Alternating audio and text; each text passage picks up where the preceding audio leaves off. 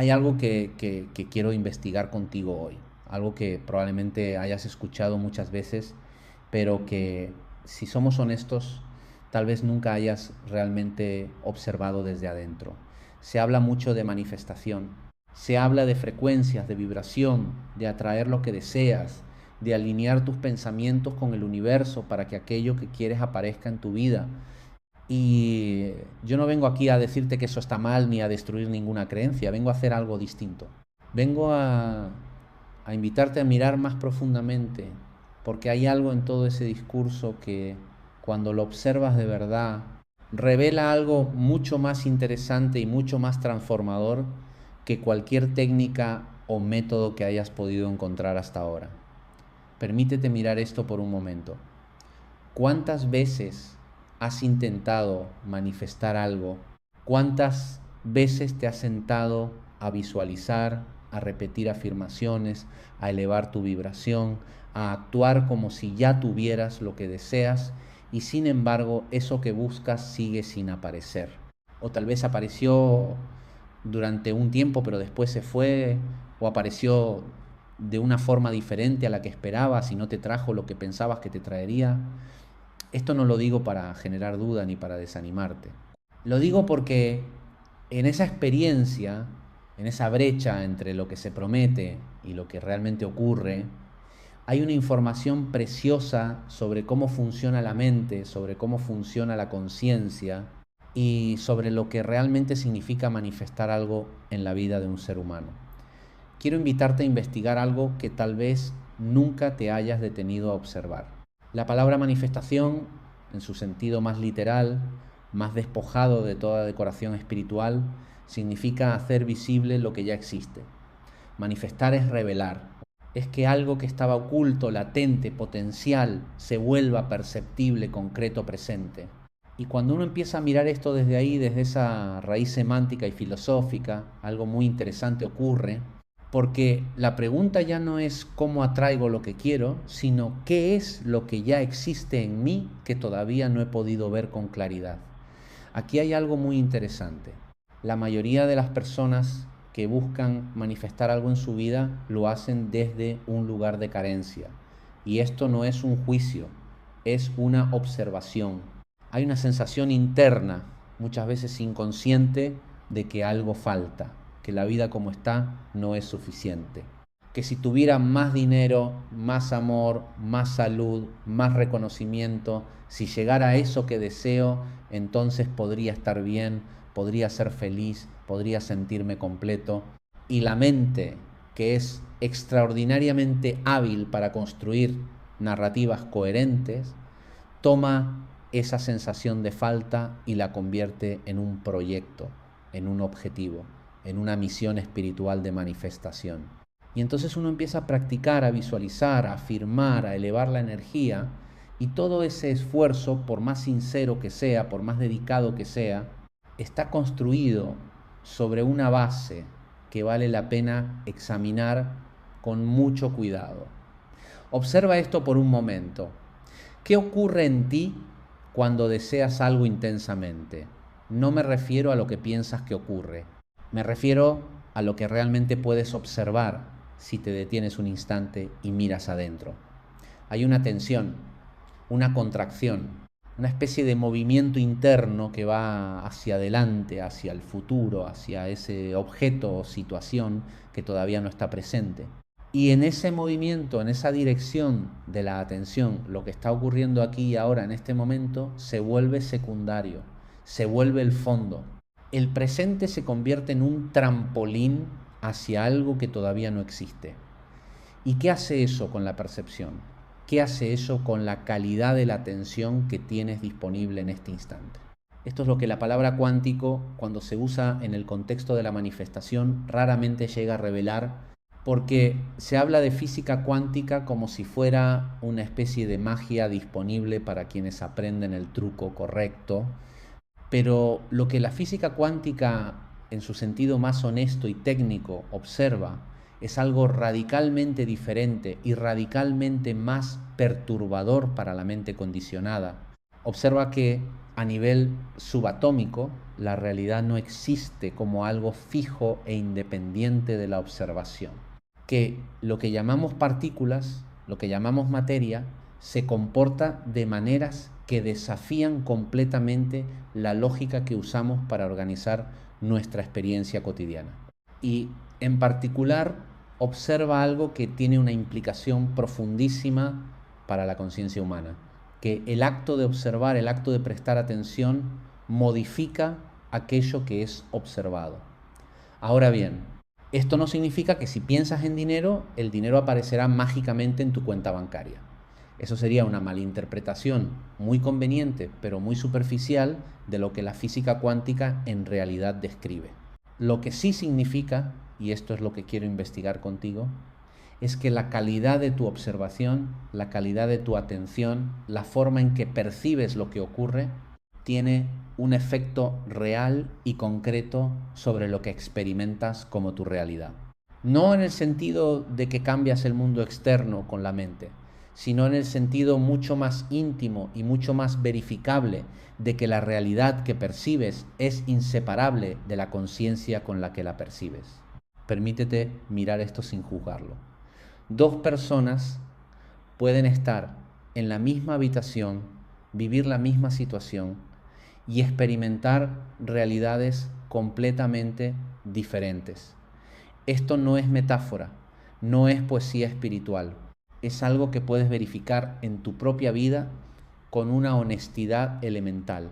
Piensa en alguna situación que hayas vivido con otra persona, una situación que ambos compartieron, y recuerda cómo cada uno la experimentó de manera distinta.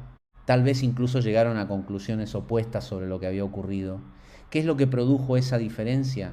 No fue la situación en sí misma, fue la percepción, fue el conjunto de filtros, creencias, memorias, expectativas y condicionamientos a través de los cuales cada uno procesó lo que ocurrió. Fue la conciencia particular de cada uno, con toda su historia acumulada, con todos sus miedos no resueltos, con todos sus deseos no examinados, la que construyó esa experiencia diferente. Y aquí está el corazón de lo que quiero decir. Aquí está el punto que más raramente se investiga cuando se habla de manifestación.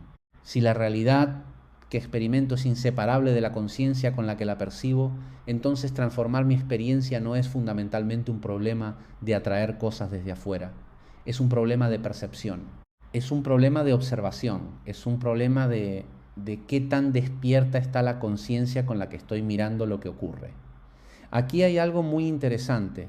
La palabra instantáneo en el título que le hemos dado a esta conversación no es un anzuelo, no es una promesa de resultados rápidos. Es una descripción de algo que, cuando se comprende realmente, cambia la forma en que te relacionas con el tiempo, con la espera, con el esfuerzo, con la vida misma. La manifestación es instantánea porque el único lugar donde algo puede manifestarse, donde algo puede volverse real para ti, es ahora, no mañana, no cuando hayas elevado suficientemente tu vibración, no cuando finalmente lo merezcas o lo creas suficientemente, ahora, en este preciso momento. Y el problema no es que tú no sepas manifestar, el problema es que la mente condicionada no puede estar en el ahora porque está permanentemente ocupada proyectándose hacia el futuro o revisitando el pasado. Quiero invitarte a investigar algo que tal vez nunca te hayas detenido a observar con esta claridad.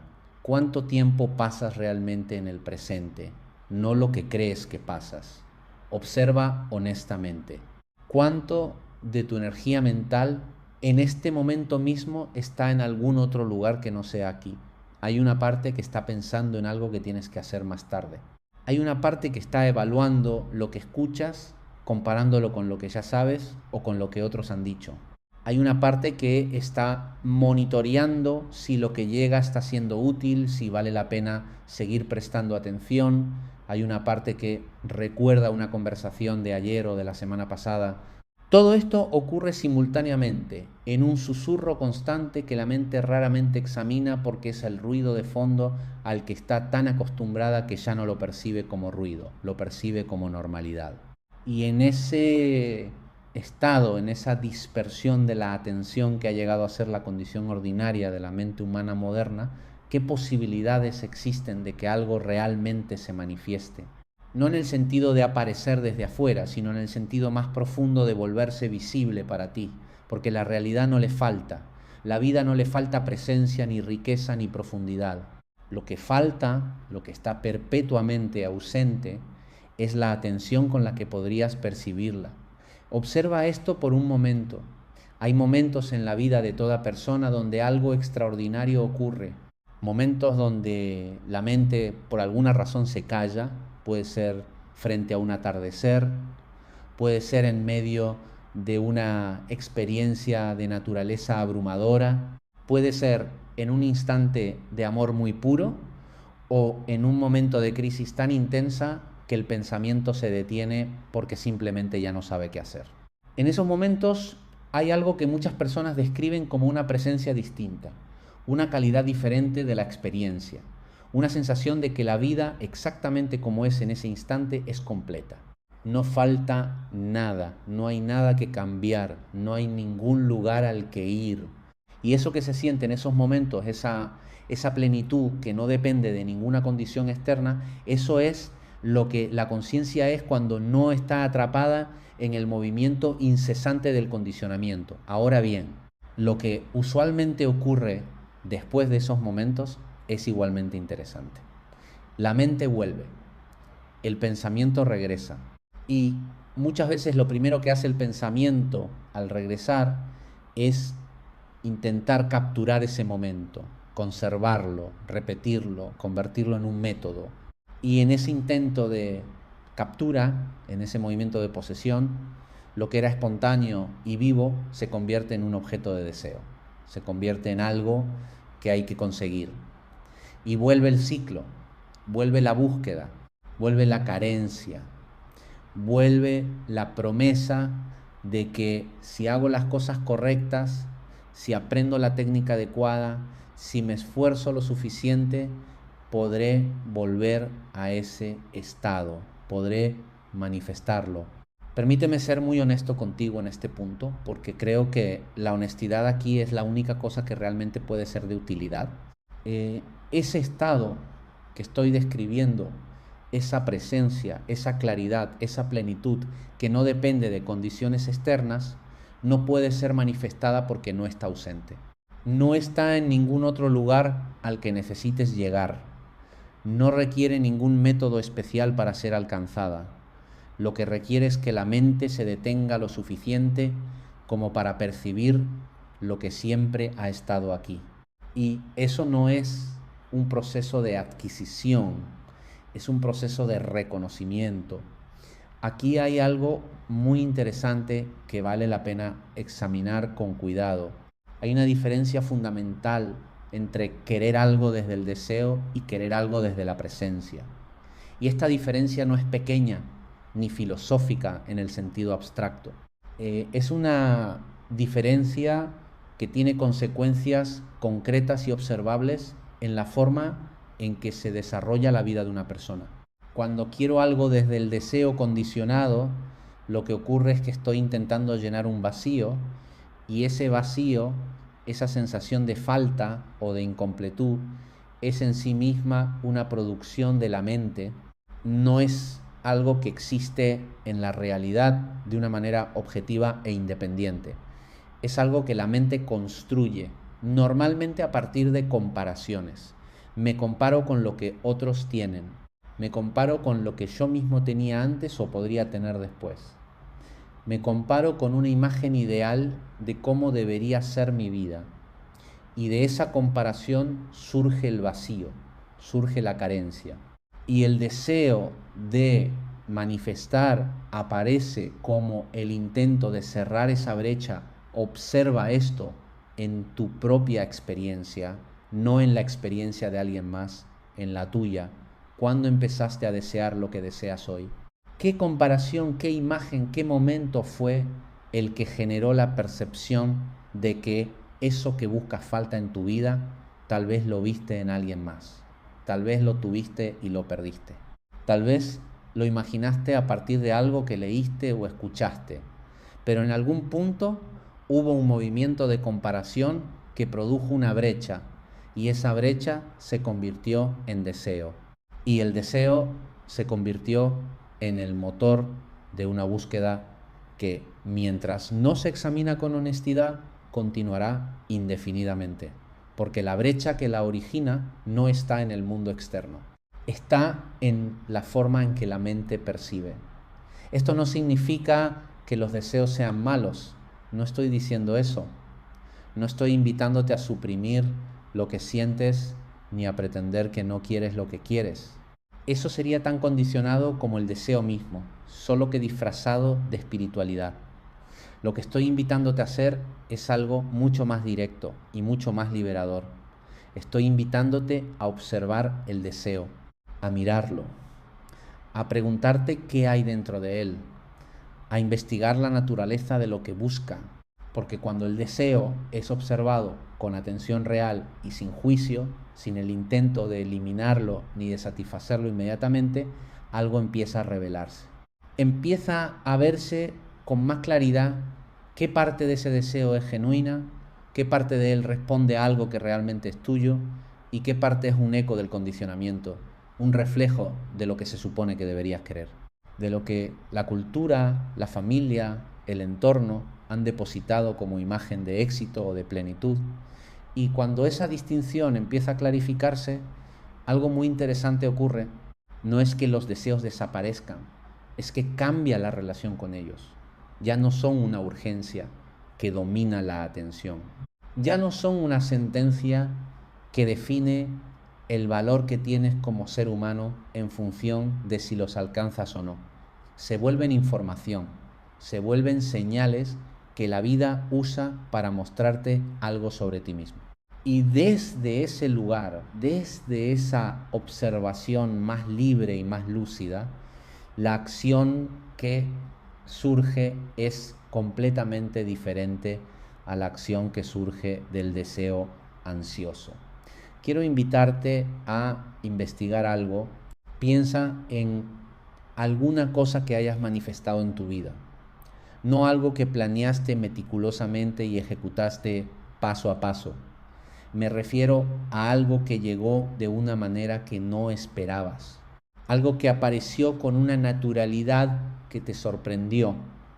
Y si miras hacia atrás y examinas con honestidad el estado interno en que te encontrabas cuando eso llegó, ¿qué encuentras? En la mayoría de los casos, y esto no es una afirmación mística, es algo que puedes verificar en tu propia historia, lo que encuentras es que en ese momento no estabas buscando eso con la desesperación habitual. Estabas de alguna forma presente, estabas enfocado en otra cosa, estabas sin buscarlo deliberadamente en un estado de mayor apertura y menor contracción. Esto no es casualidad y tampoco es magia, es la naturaleza de cómo funciona la percepción y la acción cuando la mente no está bloqueada por la urgencia del deseo ansioso. Cuando la atención está disponible para percibir lo que realmente ocurre, en lugar de estar permanentemente filtrada por la historia de lo que falta, la realidad empieza a mostrarse con una riqueza y una textura diferente. Las oportunidades que siempre estuvieron ahí empiezan a ser visibles. Las conexiones que siempre existieron empiezan a percibirse. Las acciones que son genuinamente útiles emergen con una claridad que el estado de búsqueda ansiosa nunca puede producir. Observa esto por un momento. La mente condicionada tiene una relación muy particular con el tiempo. Para ella, el presente siempre está en función de un pasado que la define y un futuro que la redime. El pasado es el territorio de la identidad, de la historia personal, de las heridas y los logros que la mente usa para construir el sentido de quién soy.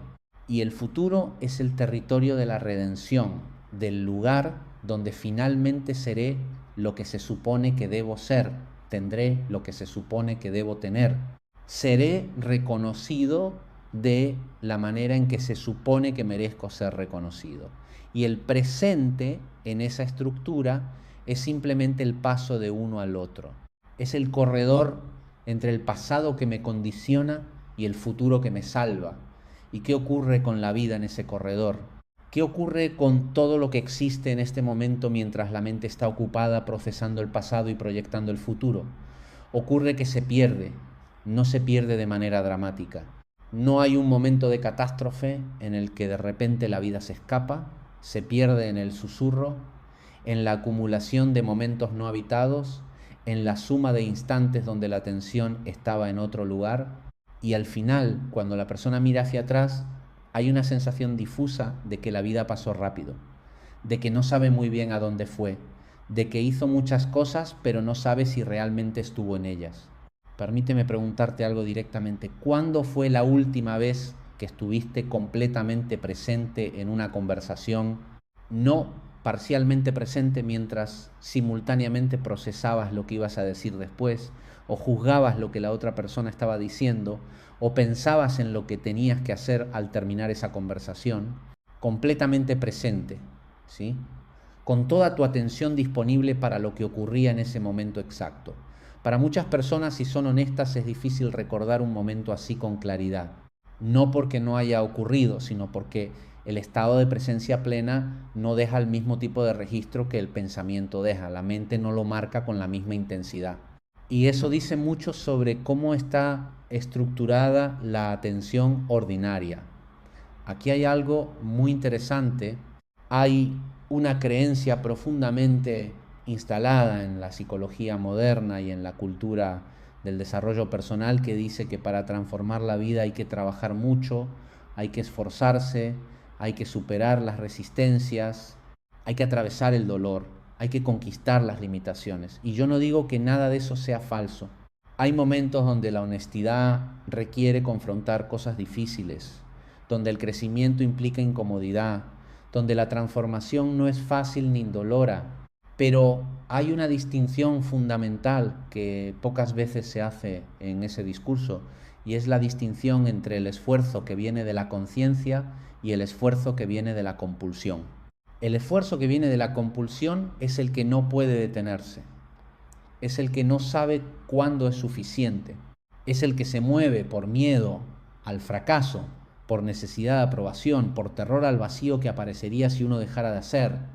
Ese esfuerzo puede producir resultados externos, puede generar logros, acumulaciones, reconocimientos, pero internamente, en la experiencia viva de quien lo ejerce, hay siempre una sensación de insuficiencia, de que lo que se logró no es suficiente, de que hay que seguir, de que descansar es peligroso porque el mundo podría avanzar sin ti o porque sin el movimiento constante no sabrías quién eres. El esfuerzo que viene de la conciencia es completamente diferente en su cualidad. Tiene una dirección clara, sabe cuándo parar, no está motivado por el miedo, sino por algo que se podría llamar comprensión. Hay una percepción de que algo es necesario, de que algo es útil, y desde esa percepción surge la acción. Y esa acción, aunque externamente puede parecer idéntica a la acción compulsiva, tiene una textura interna radicalmente distinta. Hay presencia en ella, hay disponibilidad, hay una ligereza que el esfuerzo compulsivo nunca puede producir, no importa cuántos resultados genere. Tal vez nunca te hayas detenido a observar esto. Hay una pregunta que muchas veces surge cuando se empieza a investigar estos temas, y es una pregunta que la mente condicionada hace desde el miedo.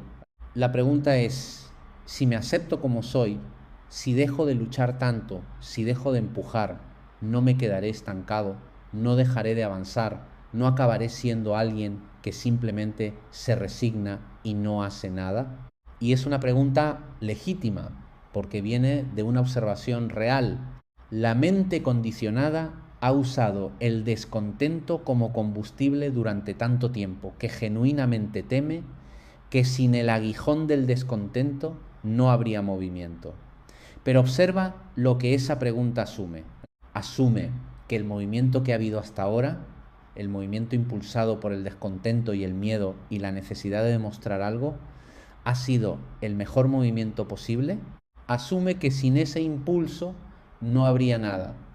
Y eso es algo que vale la pena examinar con mucho cuidado, porque no es necesariamente verdad.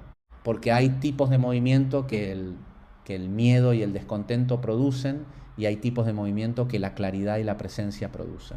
Y la diferencia no está solo en los resultados, está en la calidad de vida que se vive en el proceso. Permíteme preguntarte esto. ¿Has conocido a personas que desde afuera parecen tener todo lo que una persona puede querer tener y sin embargo están fundamentalmente insatisfechas?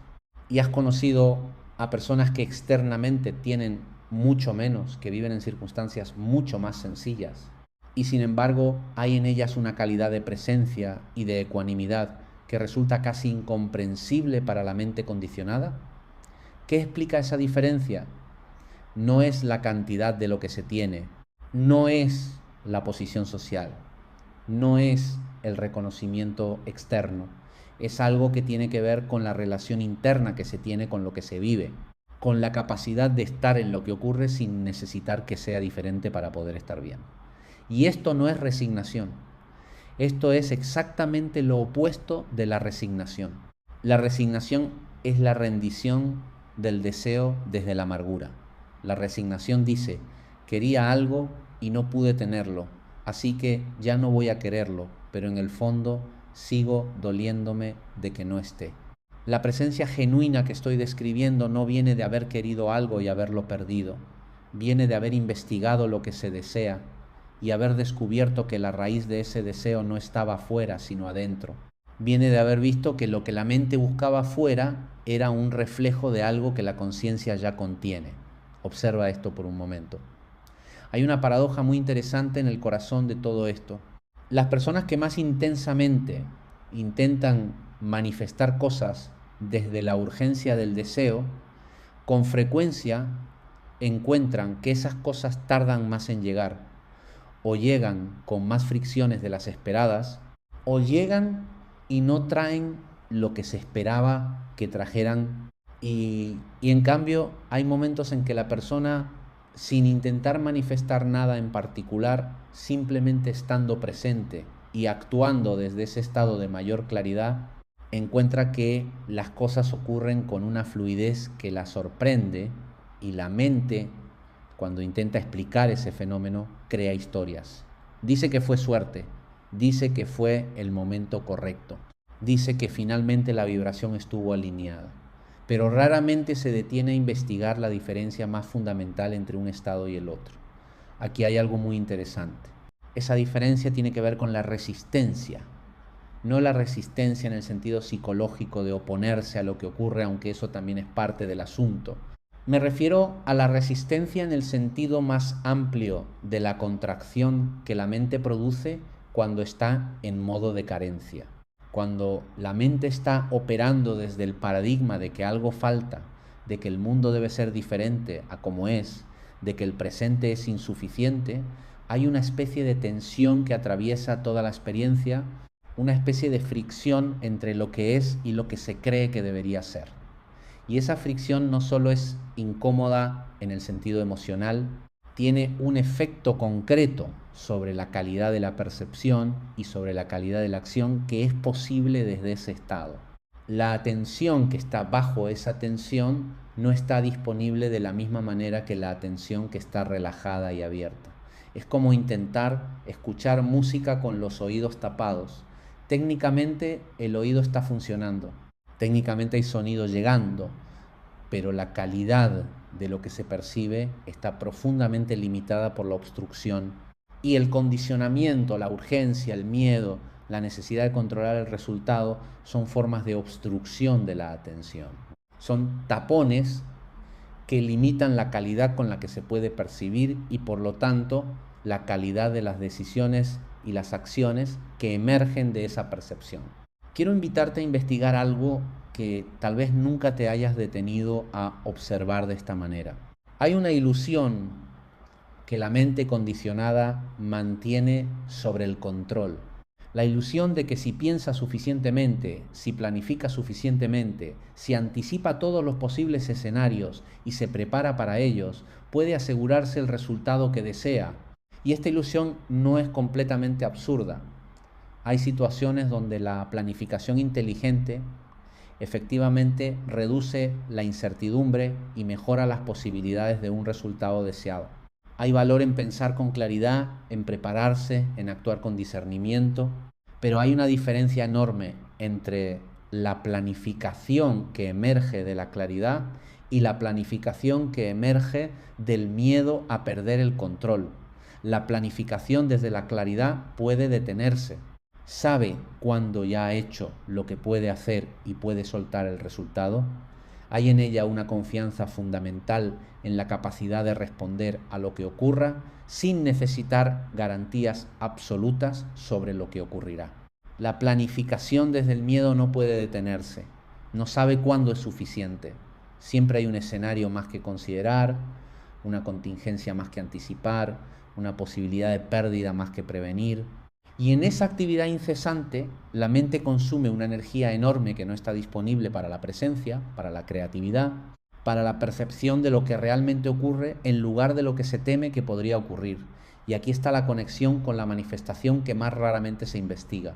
El control, o más precisamente el intento de control, es una de las formas más sutiles y más profundas de resistencia a la realidad. Y esa resistencia, esa contracción permanente de la conciencia en el intento de dominar lo que ocurre, es exactamente lo que impide la fluidez que caracteriza a los estados en los que las cosas más interesantes de la vida tienden a ocurrir.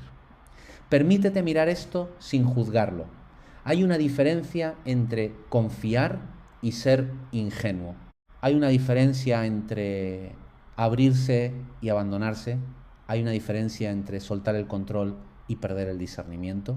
Y la mente condicionada, cuando escucha hablar de soltar el control, inmediatamente activa esa confusión, esa igualación entre apertura y peligro. Porque para la mente condicionada el control es seguridad, el control es identidad, el control es la manera en que el ego se asegura de que seguirá existiendo de la manera en que está acostumbrado a existir. Y la amenaza al control se siente como amenaza a la existencia misma. Pero observa algo, el control nunca fue real, no en el sentido absoluto en que la mente lo busca. La vida ha continuado desplegándose según su propia naturaleza, con toda su complejidad y su imprevisibilidad, sin importar con cuánta intensidad la mente haya intentado dominarla. Han ocurrido cosas que no estaban en el plan, han llegado personas que no estaban en el mapa, se han abierto puertas donde no había puerta y se han cerrado donde parecía haber una autopista. Y la calidad de la experiencia que se ha tenido en cada uno de esos momentos no ha dependido tanto del control sobre lo que ocurrió como de la libertad interior con la que se respondió a ello. Aquí hay algo muy interesante. El ego psicológico, esa construcción de la mente que llamamos yo y con la que nos identificamos tan completamente que raramente nos damos cuenta de que es una construcción, tiene como función central la de mantener una continuidad narrativa. El ego es básicamente una historia sobre quién soy, de dónde vengo, qué me ha pasado, qué quiero, qué me falta, qué merezco, qué temo. Una historia que se ha ido construyendo a lo largo del tiempo a partir de experiencias, de interpretaciones de esas experiencias, de creencias que otros nos han transmitido, de conclusiones que la mente fue sacando sobre cómo funciona el mundo y cómo hay que moverse en él para sobrevivir y para ser aceptado. Y esta historia, que es en sí misma una construcción que no es idéntica a lo que somos, sino una narración que la mente usa para orientarse, genera algo muy específico en relación con la manifestación. Genera que cualquier cosa que se quiera manifestar sea automáticamente filtrada a través de esa historia. Si la historia dice que soy alguien que no merece abundancia, el deseo de abundancia entrará en conflicto con esa creencia central y producirá una especie de movimiento contradictorio. Quiero, pero creo que no puedo. Busco, pero espero no encontrar. Avanzo, pero inconscientemente me freno porque lo que vendría si encontrara lo que busco podría ser incompatible con quien creo que soy. Tal vez nunca te hayas detenido a observar esto tan directamente, pero es algo que ocurre en la psicología de muchísimas personas, no como una excepción extraña, como una regla como la forma normal en que la mente condicionada opera cuando se enfrenta al deseo de cambio. Porque el cambio genuino implica en algún nivel una amenaza a la identidad establecida. Y el ego psicológico, cuya función es precisamente mantener esa identidad, resistirá ese cambio con todos los mecanismos que tiene a su disposición, incluyendo el de crear elaboradas prácticas espirituales de manifestación que tengan la forma del cambio, pero no impliquen el fondo del cambio, que produzcan la sensación de estar transformando la vida sin tocar realmente las creencias centrales que la generan. Observa esto por un momento. ¿Cuántas veces has iniciado una práctica de manifestación o cualquier otro proceso de cambio personal con mucho entusiasmo y después de un tiempo has encontrado que el entusiasmo se apaga, la constancia decae y la vida vuelve gradualmente a los patrones anteriores? ¿Y qué interpretación hace la mente de eso? Por lo general, la interpretación es que fallaste, que no tienes suficiente disciplina, que no estás suficientemente comprometido, que algo en ti está roto o es inferior a las personas que sí logran mantener esas prácticas.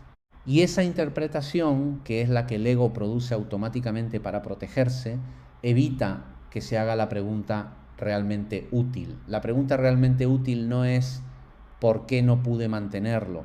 La pregunta realmente útil es ¿qué es lo que la práctica no estaba tocando? ¿Qué es lo que seguía igual aunque la práctica estuviera ocurriendo? ¿Qué es lo que en el nivel más profundo de la creencia y del condicionamiento se resistía a cambiar, no por malicia, sino simplemente porque nunca había sido visto con suficiente claridad? Permíteme ser muy honesto aquí. La transformación genuina de la percepción, el tipo de cambio que no se revierte, el tipo de cambio que no requiere disciplina incesante porque no es una capa nueva sobre las capas viejas, sino una comprensión que atraviesa todas las capas. Ese tipo de transformación no viene de hacer más cosas, viene de ver más claramente. Viene de que la conciencia que observa se vuelva lo suficientemente lúcida como para percibir los mecanismos de la mente condicionada sin ser completamente arrastrada por ellos. Y esa lucidez no es algo que se adquiere con un método, es algo que emerge cuando la atención se vuelve lo suficientemente quieta como para ver lo que siempre estuvo ahí. Quiero invitarte a investigar algo muy específico ahora. Piensa en algo que quieras manifestar en tu vida. Puede ser cualquier cosa. Y ahora, en lugar de preguntarte cómo lo manifiesto, permítete hacer una pregunta diferente. Pregúntate, ¿qué creo sobre mí mismo en relación con eso que quiero? No lo que te gustaría creer. No lo que espiritualmente se supone que deberías creer, lo que realmente crees en el nivel más hondo, el que raramente se examina porque está debajo de la narrativa consciente. Si quieres abundancia económica, ¿qué crees sobre tu relación con el dinero, sobre lo que significa tenerlo, sobre si eres el tipo de persona que puede tenerlo, sobre si mereces tenerlo? Si quieres una relación amorosa profunda, ¿qué crees sobre tu capacidad de ser amado tal como eres, sobre si eres suficiente, sobre si el amor puede durar, sobre qué ocurrirá si alguien te conoce realmente? Si quieres salud, ¿qué crees sobre tu cuerpo, sobre tu derecho a estar bien, sobre si mereces atención y cuidado? Aquí hay algo muy interesante. Estas creencias, que muchas veces son invisibles porque son tan antiguas y tan profundas que se han vuelto la lente con la que se ve todo en lugar de ser algo que se ve, son exactamente lo que determina lo que puede manifestarse en la experiencia de una persona. No porque haya una ley cósmica que premia las creencias positivas y castiga las negativas, sino porque las creencias determinan la percepción y la percepción determina las acciones y las acciones determinan los resultados. Es un ciclo y romper ese ciclo no requiere repetir afirmaciones positivas por encima de las creencias negativas.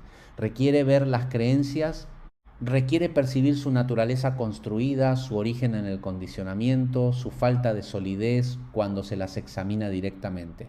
Observa esto por un momento. Una creencia, cuando se la examina con atención real, tiene una característica muy interesante. No puede sostenerse como verdad absoluta cuando se la mira directamente.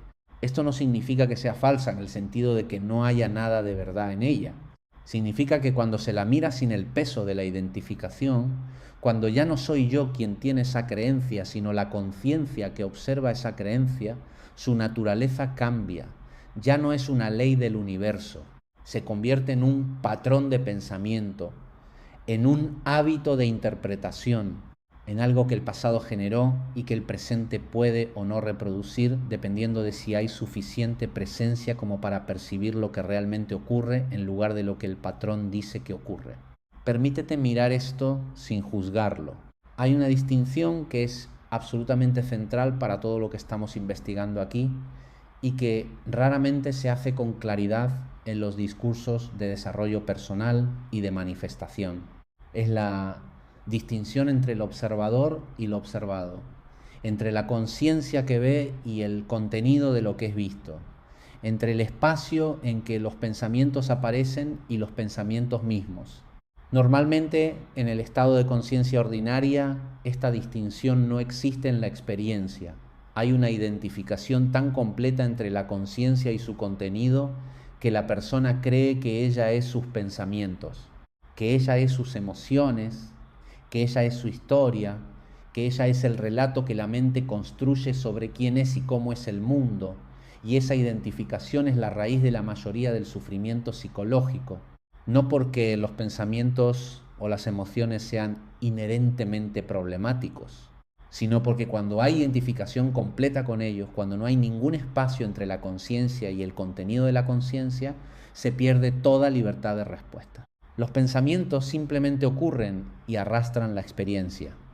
Las emociones simplemente ocurren y determinan el comportamiento. Las creencias simplemente funcionan y filtran toda percepción, sin que haya ningún punto de observación desde el que ese funcionamiento pueda ser visto, investigado, cuestionado. Aquí hay algo muy interesante. La práctica que tiene más valor real, más impacto genuino en la calidad de la experiencia humana, no es ninguna técnica espiritual exótica, es la práctica de la observación. Es el cultivo de la capacidad de notar lo que ocurre en la mente sin ser completamente arrastrado por ello, no suprimiéndolo, no negándolo, no juzgándolo, solo observando, solo notando. Y en ese acto de notar, algo fundamental cambia. El pensamiento sigue ocurriendo, la emoción sigue ocurriendo, pero ya no hay una fusión total entre quien observa y lo que es observado. Hay una pequeña pero fundamental separación, un espacio, y en ese espacio reside toda la posibilidad de libertad interior. Tal vez nunca te hayas detenido a observar esto. Cuando un pensamiento es observado con genuina atención, sin el intento de modificarlo ni de seguirlo, hay una transformación muy interesante. El pensamiento pierde algo de su poder de arrastre. Sigue siendo un pensamiento, sigue teniendo un contenido, pero ya no tiene la autoridad de una ley, ya no se presenta como la única versión posible de la realidad, se revela como lo que siempre fue, pero que la identificación impedía ver una actividad de la mente, una interpretación, una construcción que puede o no corresponder a lo que efectivamente ocurre.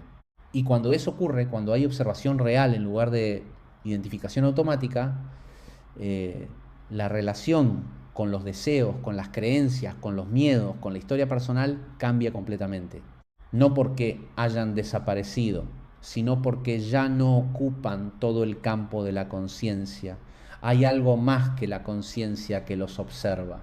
Y esa conciencia que observa, ese espacio de percepción que no es idéntico a ningún contenido particular, ese es el lugar desde donde la manifestación genuina puede ocurrir, no como atracción mágica, sino como la emergencia natural de una acción que surge de la claridad en lugar del miedo, de la presencia en lugar de la urgencia, de la comprensión en lugar del condicionamiento.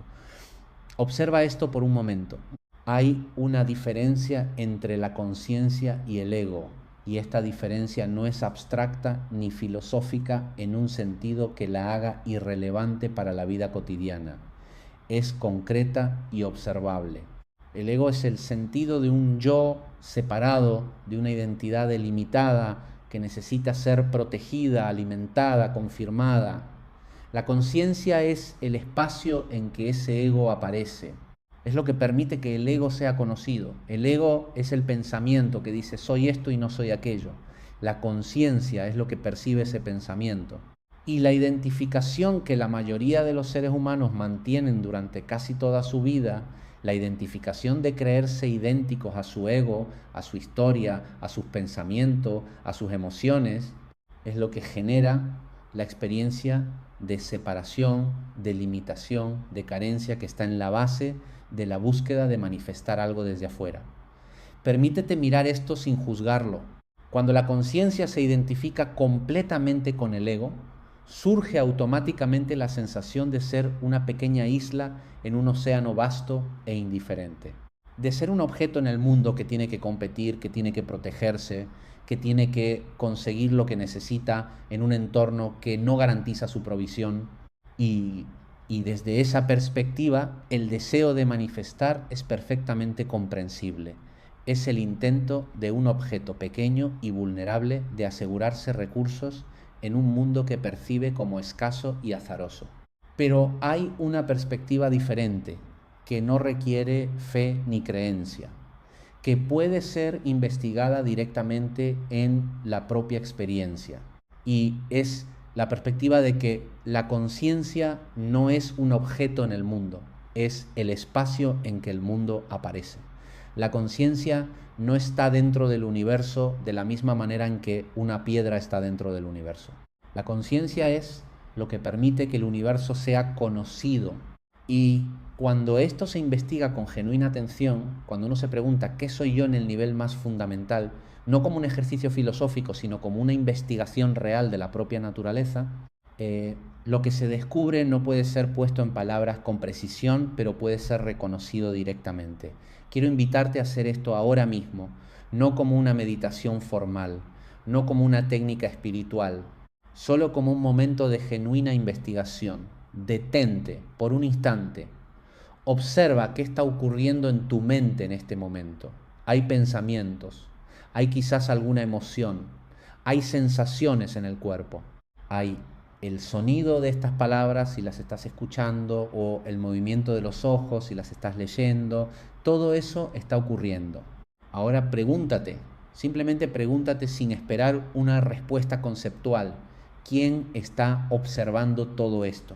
¿Quién o qué es lo que percibe los pensamientos, las emociones, las sensaciones, los sonidos? No el pensamiento que responde a esa pregunta. No la historia de quién eres, sino lo que hay antes de cualquier respuesta, el espacio desde el que todo esto es percibido. Hay un momento en esa investigación, si se la hace con honestidad real y sin el intento de encontrar una respuesta conceptual, donde algo se aclara, no con dramatismo, no con una experiencia mística grandiosa, simplemente con una suerte de reconocimiento tranquilo. Lo que observa no tiene límites definibles de la misma manera en que los tiene el cuerpo o el pensamiento. Lo que observa no empieza y termina en un punto preciso. Lo que observa simplemente está. Y ese estar, esa presencia que no requiere condiciones para estar, que no depende de ningún logro ni de ninguna adquisición para ser lo que es, eso es lo que la mayoría de las personas pasan toda una vida buscando en el mundo externo sin encontrarlo nunca de manera duradera, precisamente porque ya está aquí y no puede ser encontrado buscándolo afuera. Aquí hay algo muy interesante. Esta no es una idea nueva, no es una idea que yo haya inventado, es algo que ha sido señalado desde distintas perspectivas, desde distintas culturas y distintas épocas, por personas que investigaron la naturaleza de la conciencia con suficiente profundidad como para reconocer algo fundamental. Y sin embargo, sigue siendo extraordinariamente difícil de transmitir, porque la mente condicionada, que es la que normalmente escucha este tipo de señalamientos, intenta inmediatamente convertir lo que escucha en un nuevo contenido para sí misma, en una nueva idea que incorporar a la historia, en una nueva técnica que aprender, en un nuevo nivel espiritual al que aspirar. Y en ese intento de captura, lo que el señalamiento estaba apuntando se pierde, porque lo que se señala no es una idea, es una percepción. Y la percepción solo ocurre ahora. No se puede llevar al futuro como una posesión, no se puede fabricar repitiendo una afirmación, ocurre cuando la atención está disponible para ella. Ocurre cuando hay suficiente silencio interior como para que lo que siempre estuvo aquí pueda ser reconocido sin el ruido del pensamiento automático que lo cubre. Permíteme volver ahora a la manifestación y a la física cuántica, pero desde este punto de observación más profundo para ver si algo nuevo puede revelarse desde aquí. La física cuántica, en lo que concierne a la conciencia, sugiere algo que es filosóficamente radical, aunque se haya vuelto muy popular en ciertos círculos, que no hay una realidad objetiva completamente independiente del observador, que lo que llamamos el mundo al nivel más fundamental de la materia y la energía no existe como algo fijo y determinado con anterioridad a la observación, que la observación misma participa de alguna manera en la constitución de lo que se observa. Ahora bien, esto no significa que si observo con suficiente intensidad el número de mi cuenta bancaria, los números cambiarán. El colapso de la función de onda cuántica no opera a la escala de los objetos macroscópicos de la vida cotidiana de esa manera directa. Pero lo que sí implica y lo que tiene consecuencias profundas para la comprensión de la conciencia y de la experiencia es que la distinción rígida que la ciencia clásica estableció entre el observador y lo observado, entre el sujeto y el objeto, entre la conciencia y el mundo, es una distinción que en el nivel más fundamental de la realidad no se sostiene con la misma precisión que la experiencia ordinaria da por sentada.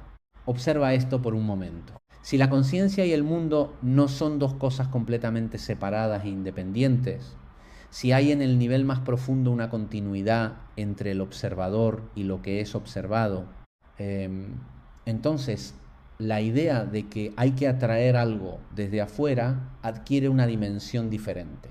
Porque si no hay un adentro y un afuera tan separados como la mente condicionada experimenta, la pregunta ya no es cómo traigo lo que está afuera hacia adentro.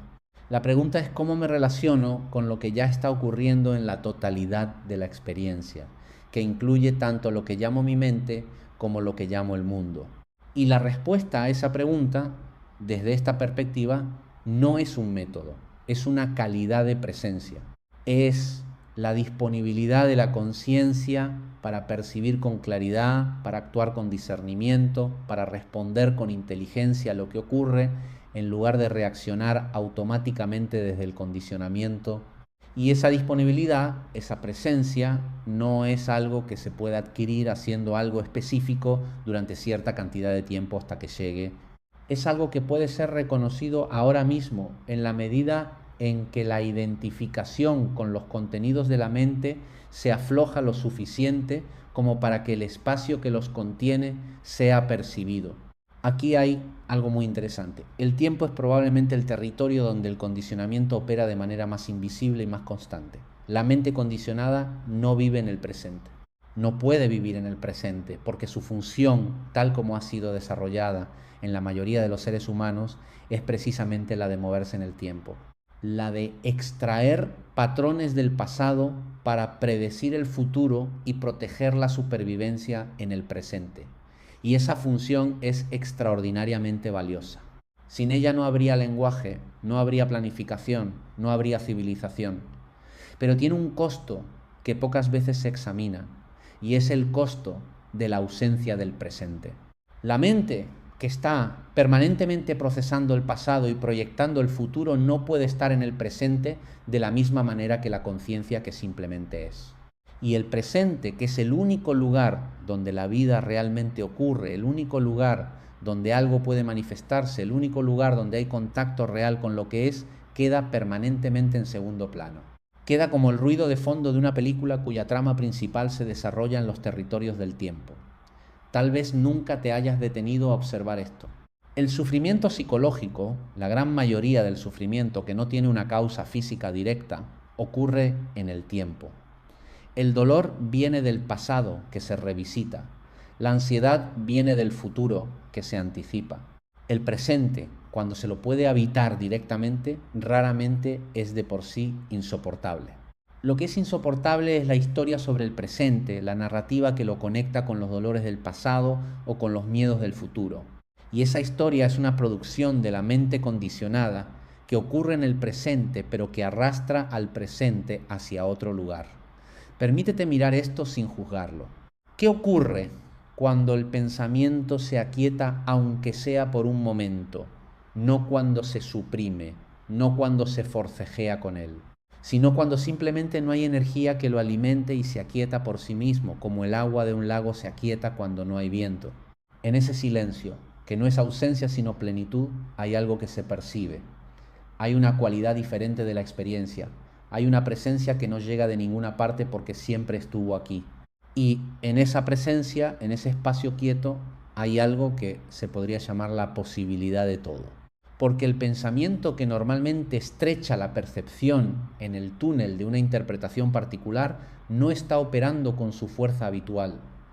Y sin ese estrechamiento, la realidad se muestra con una amplitud diferente. No estoy hablando de algo que ocurre raramente en estados excepcionales de meditación profunda.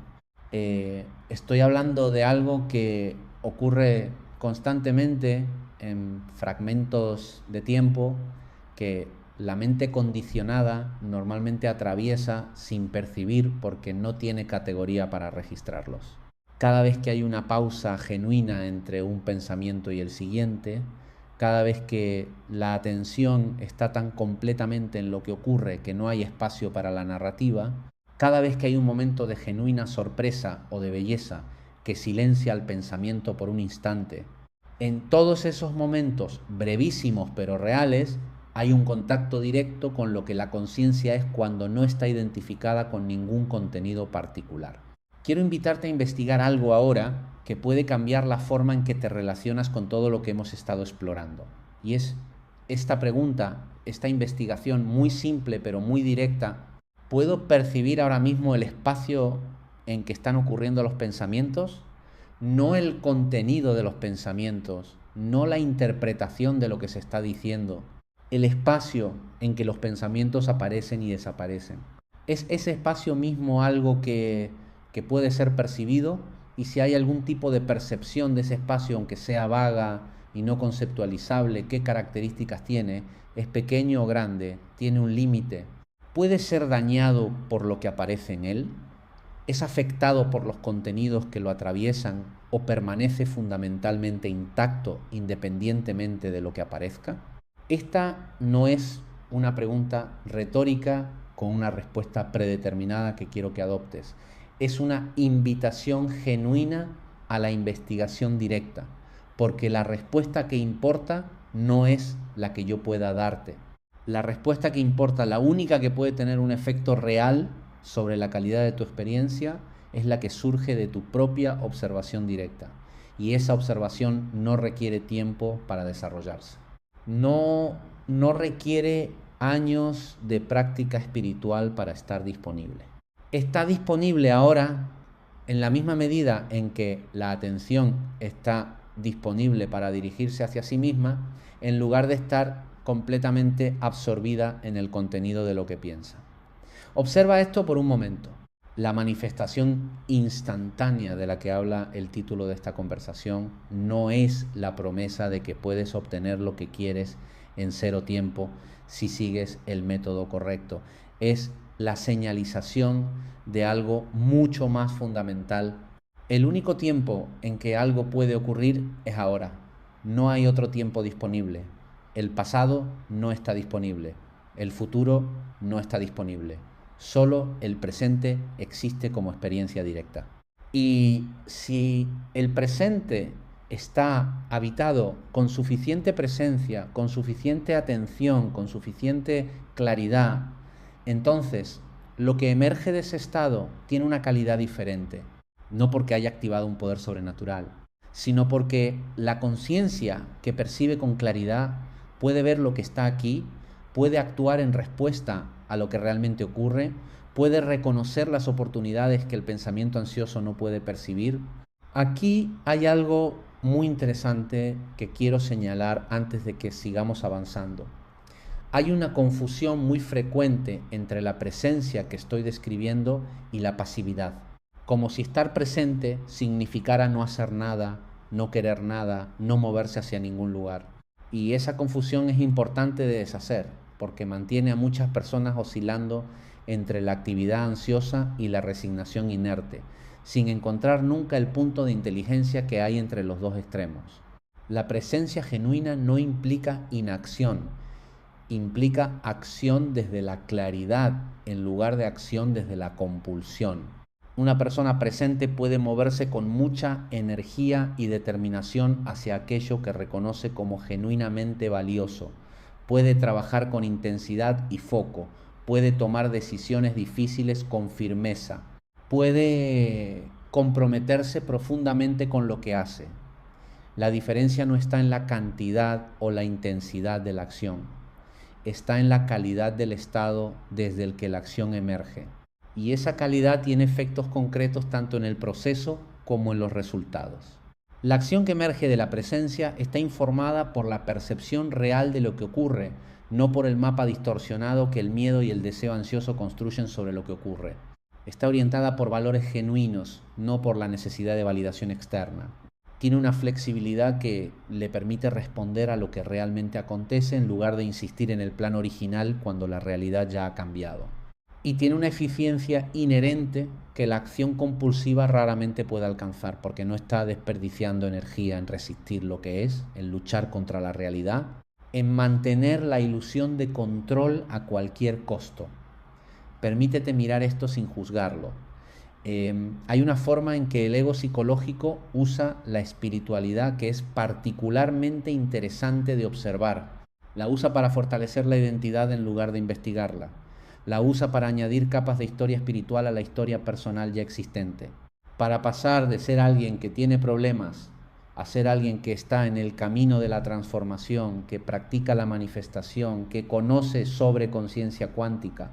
Y eso en sí mismo puede convertirse en una nueva fuente de identificación que hace más densa la ilusión de que uno sabe quién es, de que tiene una identidad espiritual que ahora proteger, confirmar, demostrar. No lo digo con juicio, lo digo porque lo he observado en mí mismo y en muchas otras personas. El movimiento del ego es extraordinariamente sutil y extraordinariamente persistente. Y una de sus sutilezas más fascinantes es su capacidad de colonizar incluso aquellas perspectivas que apuntan precisamente hacia su propia naturaleza construida. De tomar lo que señala la libertad y convertirlo en otra jaula más sofisticada. De tomar la observación y convertirla en una técnica. De tomar la presencia y convertirla en una práctica. De tomar la conciencia y convertirla en una identidad espiritual. La única manera de no caer en esa trampa es la vigilancia continua, no la vigilancia tensa y ansiosa del que teme caer en el error, sino la atención amigable y sin juicio del que simplemente observa lo que ocurre en la mente sin aferrarse ni rechazar, sin añadir capas de interpretación sobre lo que aparece. Aquí hay algo muy interesante. El miedo es probablemente el factor más determinante en la calidad de la experiencia humana. Y sin embargo es también uno de los menos examinados directamente. Se habla mucho de superar el miedo, de conquistar el miedo, de actuar a pesar del miedo, pero raramente se habla de observar el miedo, de investigar su naturaleza, de preguntarse qué es exactamente lo que teme cuando tiene miedo. Y cuando esa investigación se hace con honestidad real, algo muy revelador ocurre. La mayoría de los miedos, cuando se los traza hasta su raíz, no son miedo a algo concreto del mundo externo. Son miedo a algo que ocurriría dentro de la experiencia si el mundo externo fuera diferente de como uno quiere que sea. El miedo al fracaso, en su raíz, no es miedo al fracaso como evento externo. Es miedo a lo que el fracaso significaría sobre quién soy. Es miedo a la emoción que surgiría si fallara. Es miedo a la historia que la mente construiría sobre mí mismo si las cosas no salieran como espero. El miedo al rechazo no es miedo a que otra persona se aleje, es miedo a lo que ese alejamiento despertaría en mí sobre mi valor, sobre mi amabilidad, sobre si merezco ser amado. Y cuando esto se ve con claridad, cuando el miedo se traza hasta su verdadera raíz, que no es un evento externo sino un contenido de la mente, algo importante se revela. El miedo no era al mundo, era a la propia experiencia, a lo que la mente haría con ciertos eventos. Y eso abre una posibilidad diferente. Porque si lo que se teme es la propia respuesta interna a lo que ocurre, entonces la única forma genuina de trabajar con ese miedo no es controlar lo que ocurre en el mundo externo para que nunca ocurra lo que se teme, sino desarrollar una relación diferente con la propia experiencia interior, una relación que no necesite que las emociones sean solo las agradables para poder funcionar, una relación que pueda estar con lo difícil sin ser destruida por ello. Tal vez nunca te hayas detenido a observar esto. La resistencia al miedo, que es la forma en que la mayoría de las personas se relacionan con él, hace exactamente lo contrario de lo que intenta hacer. Intentar no sentir miedo, intentar suprimirlo, intentar camuflar su presencia con pensamientos positivos o con actividad incesante, no hace que el miedo desaparezca, lo hace más denso, le da más poder. Porque lo que no se puede mirar directamente se convierte en el oscuro territorio desconocido sobre el que el ego proyecta sus peores fantasmas. En cambio, cuando el miedo es observado directamente, cuando hay suficiente presencia como para mirarlo sin el intento de eliminarlo ni de huir de él, algo muy interesante ocurre. El miedo, como cualquier otra emoción, cuando es observado genuinamente sin resistencia, tiende a revelar su contenido, a mostrar lo que tiene para decir y eventualmente a disolverse o transformarse. No siempre inmediatamente, no siempre de manera dramática. Pero hay un movimiento. Y ese movimiento no es posible cuando la relación con el miedo es de evitación o de forcejeo. Permíteme hacer una observación que puede ser incómoda, pero que creo que es importante. El discurso de la manifestación, en muchas de sus formas más populares, puede funcionar como una forma sofisticada de evitar el examen honesto de lo que realmente ocurre en la experiencia interior. Puede proporcionar una narrativa que explica por qué las cosas no están como uno quisiera, que dice que la vibración no está suficientemente elevada, que la fe no es suficientemente fuerte, que hay resistencias que todavía no se han superado. Y esa narrativa, aunque en su superficie parece responsabilizante, en su fondo puede ser un movimiento de la mente para evitar el tipo de observación directa y honesta que genuinamente transforma. Porque la observación directa y honesta no tiene garantía de resultado. No promete que si la haces correctamente obtendrás lo que deseas. Solo promete claridad.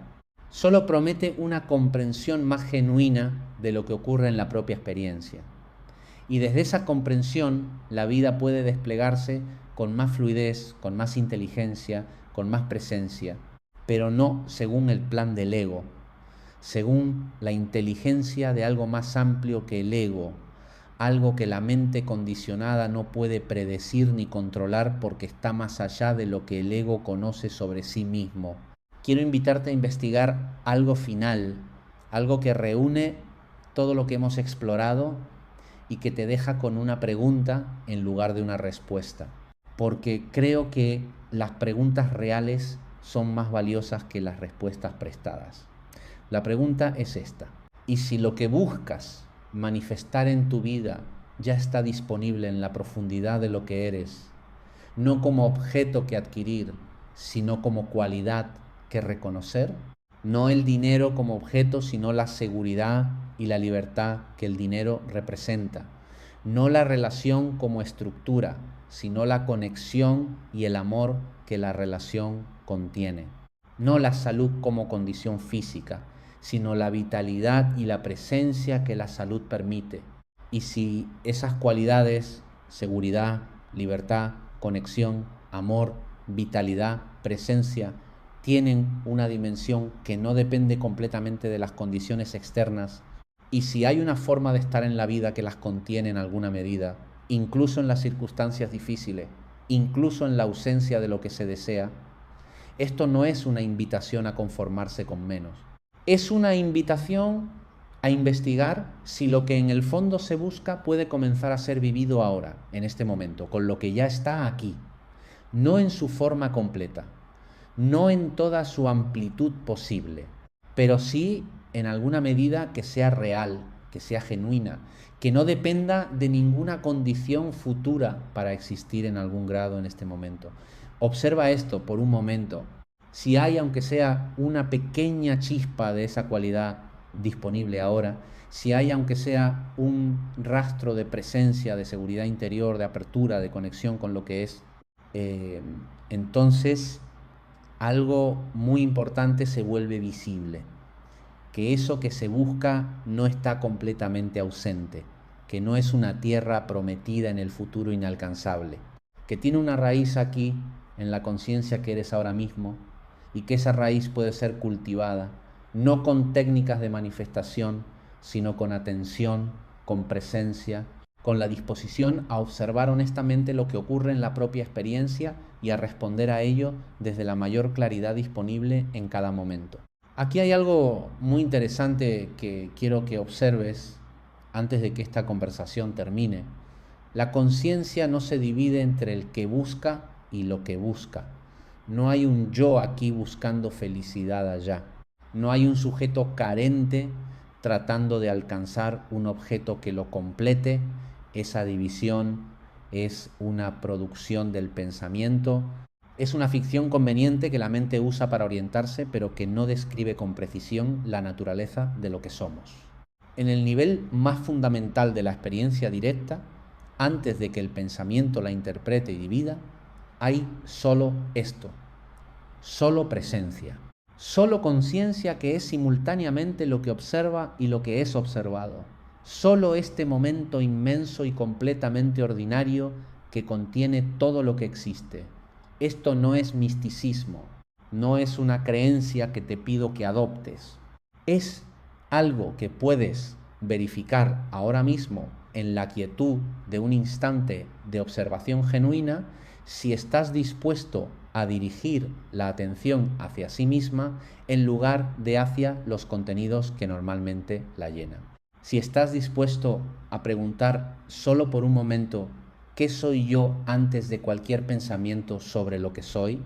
Y permanecer con la pregunta sin apresurarte a responderla. Porque la respuesta que importa no viene en palabras, viene en reconocimiento. Y ese reconocimiento, aunque breve, aunque no puedas mantenerlo de manera permanente porque la mente condicionada volverá a moverse según sus hábitos, ese reconocimiento deja algo, deja una huella sutil en la percepción. Un recordatorio de que hay algo aquí que no es el pensamiento, que no es la historia, que no es el miedo, que no es el deseo.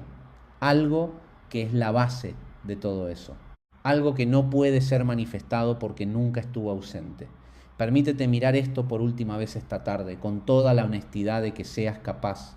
Lo que has estado buscando fuera, en las técnicas, en los métodos, en las afirmaciones, en los rituales, en los libros y en las enseñanzas, tiene algo que es genuinamente tuyo y tiene algo que es el eco del condicionamiento que dice que necesitas buscar afuera lo que en realidad reside dentro. Y la distinción entre esos dos movimientos, el que surge de la comprensión real y el que surge del condicionamiento, no requiere años de análisis para comenzar a percibirse.